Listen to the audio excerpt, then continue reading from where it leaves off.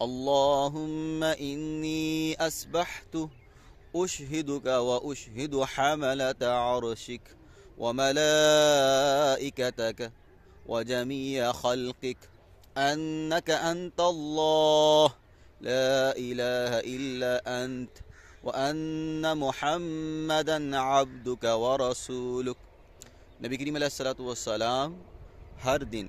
ہر صبح اس دعا کا اہتمام کیا کرتے تھے۔ اس دعا کا ترجمہ کچھ یوں ہے کہ اے اللہ